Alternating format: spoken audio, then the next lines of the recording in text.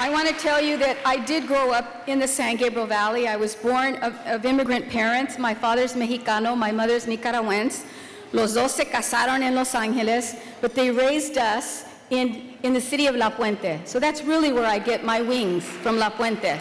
And I'm so proud to be a graduate of the public school system there, because in spite of what everyone says, there are many people who come from that great community in the San Gabriel Valley. And I'm very fortunate that I had a good counselor there who told me something that will stay with me for the rest of my life.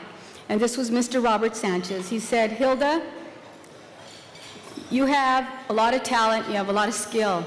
You also have a lot of anger, but you also have a motivation to help your community. So why don't you think about going to college? And when he told me that, I said, well, Mr. Sanchez, first of all, I haven't planned to go to college. And no one ever told me I could go to college. And it's so late, how do I apply to go, and where will I get the money? He said, don't worry about it. Don't worry about it. We'll work through the system, we'll get you financial aid, and you'll be able to go to college. When he told me that, I couldn't believe him. So I went to my high school with my mother a couple of weeks later. Here we filled out the paperwork. And my traditional counselor, you know, the one who's assigned to you through the alphabet, said to my mother, right? 'Cause some of you get that, you know what that means. He said, I'm sorry, Mrs. Solis, but your daughter isn't qualified to go to college. So I sat there and looked at my mom. We said, okay, fine. We left. 2 months later, I get my admission acceptance letter to go to Cal Poly Pomona. I get my affirmation for financial aid. I got a Cal grant. I got Pell Grant. I got guaranteed student loans. And guess what? I even got hired the first quarter that I went to Cal Poly Pomona to be a recruiter for the EOP program, to go back to my high school and other high schools to go recruit students to go to Cal Poly Pomona. What does that tell you? The long and the short of it is that don't let people put barriers in front of you. The only barrier you have is that what you put in front of yourself. And you need to be sure that you're going to work hard for whatever it is you want in life. Nobody gives you anything free, at least not for a lot of Latinas and Latinos that I know. But if you work hard enough and prove yourself, you can live to break those barriers. Not only that, what's more important for Latinos and Latinas is to share it with our family, to share it with our brothers and sisters and our nephews and our nieces and even our older sisters and brothers. As a result, my older sister, who became a secretary and didn't go to college, is now graduating from Cal Poly Pomona, and she's earning her Bachelor of Science degree. And guess what, Elizabeth? You went to UCLA, I still beat you. I got 3 sisters who graduated from UCLA. After I went to school, the other 3 went. One is a PhD in public health, Beatriz, and then my 2 younger sisters, who are twins, are both UCLA graduates in the minority engineering program. They are now prominent engineers in the industry. So don't let anybody tell you that women, Latinas, can't do it. Don't let anybody tell you that just because you come from a poor background or you come from a poor neighborhood that you still can't achieve, because those myths are clearly just myths. And if you believe them, they will hinder you. My story to you is that Barack Obama never thought he could become president. Barack Obama had a vision, and he worked very hard.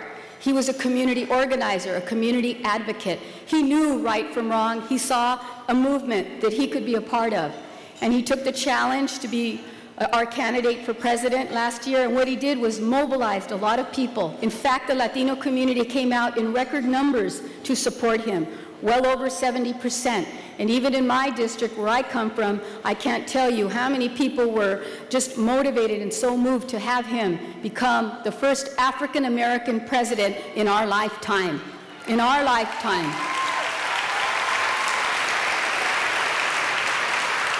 He did something quite remarkable in the first few days of his administration. He started to name his cabinet. And already you see the diversity in the cabinet. We have Asian Americans, we have females, we have Latinos. And there are two Latinos. My good friend Ken Salazar, who is the Secretary of Interior, who was a U.S. Senator, is now serving in that capacity, and I was named as Labor Secretary, the first highest-ranking Latina in the United States. And I say that very humbly, and I say that it is a privilege. It is something that I did not traditionally apply for.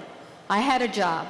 I was a U.S. House of Representative. I could come and go as I wanted, hold press releases and say whatever.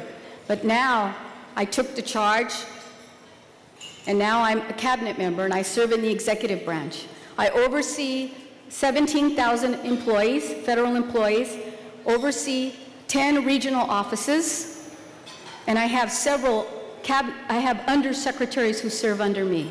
But my biggest challenge is going to be trying to recruit people of color, and especially Latinos and Latinas that speak both English and Spanish, to come and work for the Department of Labor.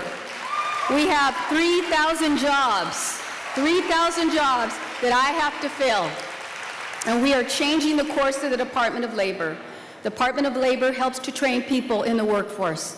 And we want to get our young people and people who want to change their careers to get into renewable energy, to get into the green industry that will cut our dependency on foreign oil against those countries that do not want to help provide support to the U.S. We want to make sure that we create good jobs that pay well, that pay anywhere from 10 to 20% higher wages, and that these jobs will stay here in the U.S. We should be exporting our technology, not the other way around. And as Department of Labor, all I can tell you is I am so happy to be able to be a Latina, to come from humble roots, to know that my family struggled so hard to come to this country to make a better life for their family, and to know that that American dream still lives within in our hearts and in our souls. And we must continue to know that our only success will be is if we work with each other, we help each other, we mentor each other, and we help to push ourselves along, because nobody will do it for us. And I hope in the years to come that we'll have more venues like this at MAOF where we can celebrate the many, many successes of Latinas throughout the world, that we will see presidents, that we will see senators, that we will see more cabinet members, and we will see more women who run for elected office. Because it is that can-do spirit that President Obama said, yes, we can, but we heard it first. Sí se puede. Thank you very much.